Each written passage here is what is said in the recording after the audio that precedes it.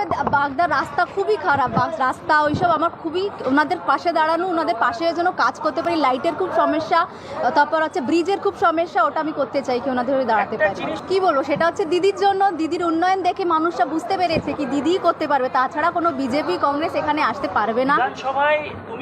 কনিষ্ঠ যে বয়সটা ম্যাটার করে না, ম্যাটার করে হচ্ছে আমি কতটা মানুষের জন্য করতে পারি, মানুষের পাশে কতটা দাঁড়াতে পারি, সেটাই হচ্ছে ম্যাটার। বয়স তো আমার 50 বছরও যদি হতো তাহলে ওটাই কাজ করতাম, সেটাই বলছি মানুষের কাজ।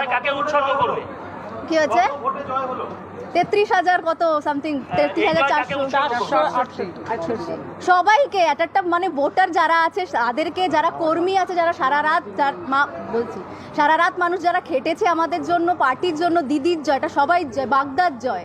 প্রথম নির্বাচন এটা জাস্ট একটা আশীর্বাদ, যখন পেয়েছি, যখন মাঠে নেমেছি, আগেই বলেছি লড়াই তো করতে হবে, এটা তো প্রথম, জাস্ট আগে দেখা যাক কি হয়।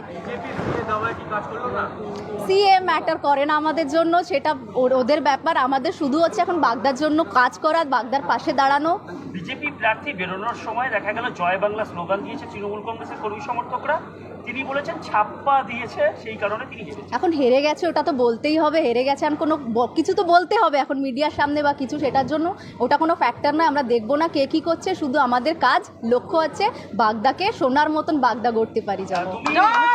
ওটা একটা কোইন্সিডেন্স হতে পারে কি অনশনে বসেছি তারপরে এটা পেয়ে গেছি, ওর সাথে এটা কোনো কানেকশন নেই, ওটা অধিকারের লড়াই ছিল। আমাকে তোমরা জানো সবাই, কি আপনারা জানেন কেমন আমাদের ঘর থেকে তাড়িয়ে তালা মেরেছে, সেই হিসাবে অধিকারের লড়াই ছিল, ওটা আলাদা এটা আলাদা। ওর সাথে দাদার সঙ্গে এরপরে কথা হবে কি হচ্ছে, এক বাড়িতে বিধায়ক এবং মা সাংসদ, হ্যাঁ ও বাড়িতে হ্যাঁ প্রবলেম সলভ হবে, কেন কথা হবে না? হাজার হলি আমার দাদা, রক্তের একটা টান আছে, কথা হবেই হবে, নিশ্চয়ই হবে, শান্তনু ঠাকুরের সঙ্গে কথা হবে, একদম হবে, কেন হবে না?